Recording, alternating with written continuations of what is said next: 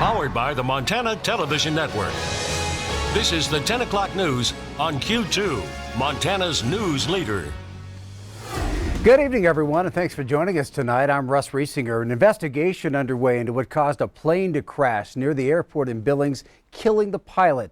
You may have seen some of the smoke this morning after that twin-engine plane went down, jolting neighbors as it crashed and burned. That scene just west of Billings Logan International Airport. The plane crashed on the property of the Billings Rod and Gun Club just east of the Rehberg Ranch subdivision. Well, tonight, the pilot's identity has not been released, pending an autopsy scheduled for tomorrow. Q2's Victoria Hill was on the scene just minutes after the crash to bring us details. A black plume of smoke filled the sky atop the Billings rims Monday morning. Airport officials confirm a twin-engine aircraft went down just before 10 o'clock with one on board, the pilot. The PA-31 Piper crashed within the property lines of the Billings Rod and Gun Club just behind the clubhouse into the 3D archery range. We had several people that were on our rifle pistol range that were shooting at the time, but they weren't anywhere close to where the plane actually went down. The Billings Airport Assistant Director of Aviation and Transit, Shane Ketterling, tells MTN the pilot was performing pattern work and touch and goes on a small runway, but what caused the crash is under investigation. While the Federal Aviation Administration and National Transportation Safety Board take over that investigation, the medical examiner and Yellowstone County Sheriff's Office will work to recover the pilot's body. In Billings, Victoria Hill, MTN News. And Victoria also tells us airport operations were not interrupted while crews responded to that crash. Took fire crews about 30 minutes to douse the flames. Well, here's what we've learned about the aircraft itself. That plane, a Piper Cheyenne twin-engine turboprop with a seating capacity of 7. The aircraft was built in 1980 and was registered to FMR Aviation in Miles City. The flight had just taken off west from Billings Logan before crashing just outside the airport boundary. Well, neighbors living in the Rehberg Ranch just across the ravine heard that crash and saw a black pillar of smoke rising throughout the subdivision. Q2's Mitch Legge tracked down some of those folks who saw the aftermath. Well, the presence of first responders has pretty much died down out here at the Rehberg Ranch and the Rod and Gun Club. But earlier today at about 10 o'clock, police and firefighters were trying to track down the cause of a black column of smoke rising about over here. Brian Johnson is a homeowner here in the Rehberg Ranch subdivision and witnessed the column of smoke and called 911. He was just getting off of his morning video meeting when he looked outside and saw smoke blowing from the ridge away from his home. Johnson's daughters, Bella and Chloe, ran outside to film this video. Johnson said the weather was pretty bright and sunny with minimal wind around 10 a.m. when the plane carrying one passenger went down. I looked out my office window and saw burling black smoke. I thought one of the houses down the street was on fire. And so immediately I grabbed my phone and rushed outside to see if, one of the houses was on fire, if anybody needed help. And then I noticed it was actually in the coulee, the city parkland that was in between kind of the edge of the Rehberg Ranch neighborhood and the hillside of the Rod and Gun Club. And so immediately I was thinking, is it a grass fire, or are we going to have to evacuate or anything? How close is it? Is anybody hurt? That's kind of what I was thinking. So yeah, I called 911. The emergency responders, the dispatcher, said that they were already aware of the situation at 9:52, and about 3 minutes later we heard sirens. So I was blown away with the response time of the city personnel. It was awesome. Johnson said his family's hearts go out to the one person that was killed as a result of that plane crash. Reporting at the Rod and Gun Club in Billings, Mitch Legge, MTN News. All right, thank you, Mitch. And stay with KTVQ on air and online for the latest information and details on today's plane crash. COVID-19 has claimed 2 more lives here in Montana today. The latest death out of Cascade County, a 65-year-old individual. The first victim claimed today was out of Toole County. So the state's total deaths reaches 12 tonight. There were no new confirmed coronavirus cases today, so that total remains at 433. 243 people have recovered across the state. Today was the first time since mid-March that Montana reported 0 new cases. And Billings City Council got an update from Unified Health Command members at tonight's work session. County Health Officer John Felton said they still don't have a good sense of what a reopening will be like at the local level and are waiting to find out more from Governor Bullock. Felton said testing supplies are improving.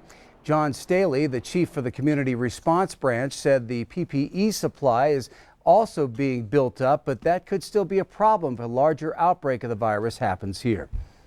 We're at a place where we're comfortable, but not to the point where if something broke very large, that we would be, in a position to say that we have plenty to get us through. When we first started this, I believe Billings Fire was one of the organizations that had one of the largest needs. They were down to about a week of gloves and masks and very few gowns. We think we've resupplied them to the point where they're comfortable. Of course, we had to supply all of the other organizations in Yellowstone County. Well, many of the smaller departments had nothing to begin with. Staley says they've changed protocols to try and save PPEs, as well as other changes that have made to better protect first responders. Although no final decision has been made, indications from the Billings School Board are that students won't be going back to school this year. Billings School Superintendent Greg Upham gave an update at the board meeting tonight. Upham said the main question for administrators to answer is the level of student safety if kids are allowed back in class. The superintendent said social distancing just isn't practical in the Billings schools. And the next step of masking about 19,000 students and staff for a period of days would be a tall order. Yellowstone County Health Officer John Felton also echoed those statements in the meeting. Upham said he's waiting to hear Governor Bullock's plan to reopen the state before any final decisions are made.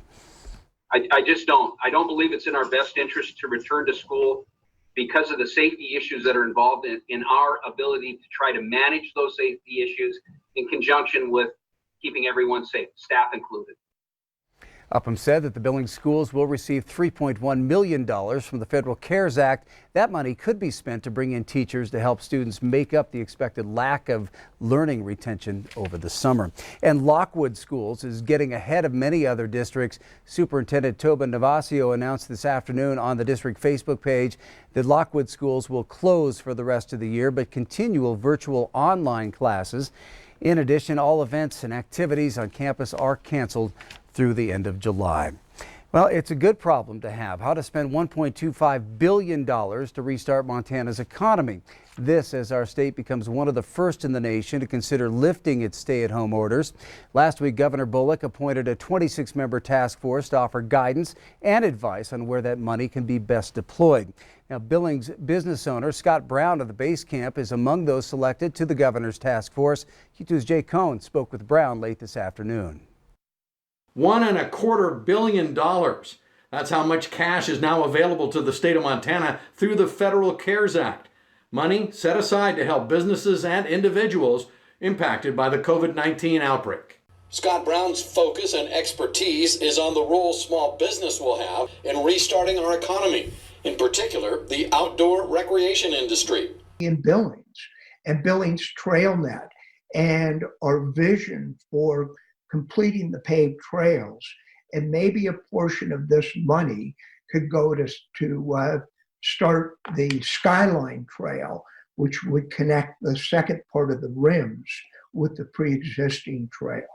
The task force only has until April 30th, 1 week from Thursday, to deliver its recommendations and guidance to the governor, so time is of the essence. And Brown wants as much input as possible. The committee is very optimistic and has already gotten a lot of good ideas.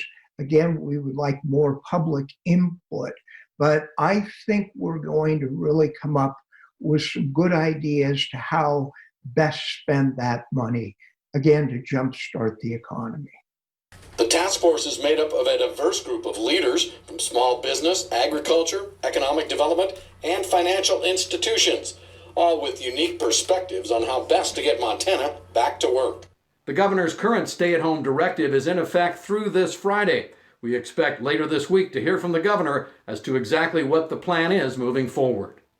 In Billings, I'm Jay Cohn reporting for MTN News. All right, thank you, Jay. And again, time is of the essence, and you can see the link here below me to send your ideas and suggestions to the Governor Coronavirus Relief Fund Task Force. Oil prices plunged into negative territory today as the global coronavirus pandemic keeps people at home and really destroys the demand for transportation fuel. Flights have been sharply curtailed and millions of people are working from home, leading to far fewer commuters on the roads. Falling prices have been good for consumers, but few have been able to enjoy that benefit. Desperate traders paid to get rid of oil as storage space was close to running out, and it's pushing the once booming U.S. oil industry into a horrible slide. A drop in oil prices falling to around $11 a barrel, taking its toll on the market today in a big way. Several refineries also closing out in California. Well, the nationwide Great American Cleanup effort for 2020, which is put on locally by Bright and Beautiful, has been suspended due to concerns over COVID-19.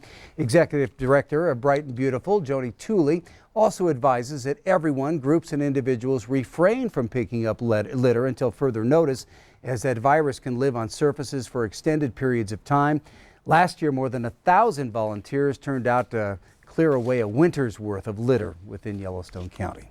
All right, let's turn to Chief Forecaster Bob McGuire now. And if you thought today was nice out there, well, you said tomorrow's looking even better? Yeah, and tonight was a nice day, but wait till you see tomorrow. Let me show you. We got it cooked up here for you. Take a look. These are our reported highs, our forecasted highs for tomorrow. And look at all the 70s in eastern Montana. Red Lodge a little cooler at 55 degrees. But look at this, even across the high line, look at all those 70s. Mostly sunny skies, a little cooler out in the west. But because of all this added heat moving into the region, this is going to pose a problem because we still have some snow up in the higher elevations. And because of that, the Weather Service has issued a flood watch for Hill and Blaine County starting Tuesday night and going through Sunday night for rapid snowmelt. That's going to fill up the streams, creeks, and rivers, and so that's going to cause some flooding across the high line. I wouldn't be surprised if we see some more flooding. That continues, the heat continues, and it's expected to probably see some more flooding around the state in the next few days. We'll have more of that in a few more minutes. All right, thank you, Bob. We told you last week about Governor Steve Bullock's first rush of campaign fundraising for his U.S. Senate contest against Republican Steve Daines. Well, today, MTN chief political reporter Mike Dennison tells us more about where that money is coming from, both for Governor Bullock and Senator Daines. Governor Bullock entered the race on March 9th and proceeded to raise $3.3 million in the next 3 weeks for his campaign. So, who opened up their wallets for candidate Bullock? Donors from 49 states were among his contributors, and at least $538,000 came from California, where Bullock went to college, and another $327,000 from New Yorkers. Together, donors from these two states accounted for 1/4 of Bullock's total. At least 10% of his money came from Montanans, about $333,000, although the Montana total is undoubtedly more. He had $814,000 from donors who gave less than $200 each, and don't have to list their addresses or names. A good chunk of those funds is likely from Montana.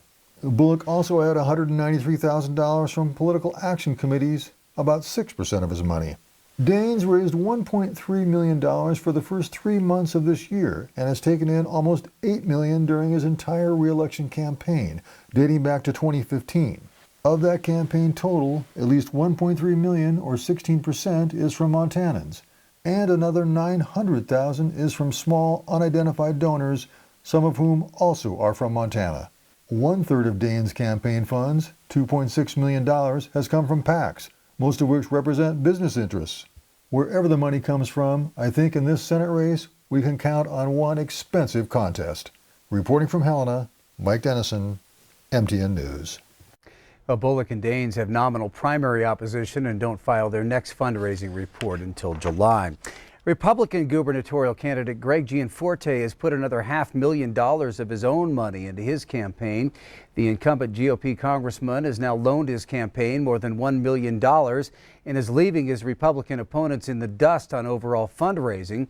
Gianforte is competing against Attorney General Tim Fox and State Senator Ella Shefsky of Kalispell for the Republican nomination in the 2020 governor's race. Gianforte's campaign has raised about $2.9 million for the campaign, including the $1 million of his own money, and he's already spent $2 million on the effort. By comparison, Fox has raised about $700,000 and Oshefsky $278,000, including $100,000 of his own money. In the Democratic primary, Missoula businesswoman Whitney Williams took in $177,000 last month, pushing her overall total to almost $850,000. Her opponent, Lieutenant Governor Mike Cooney, who we just saw a second ago, has raised just over $700,000, but has more money left to spend on the primary election.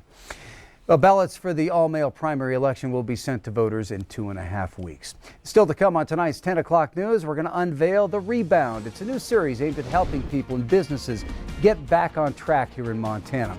Plus, the Boston Marathon is postponed, but that's not stopping two Bozeman runners from living out a lifelong dream and crossing the finish line. And in sports, the Lady Grizz have a new interim head basketball coach. Scott will let you know who it is coming up. You're watching MTN News with Janelle Slade and Russ Riesinger. Storm Tracker weather with Bob McGuire. And sports with Scott Breen. This is the 10 o'clock news on Q2, Montana's news leader.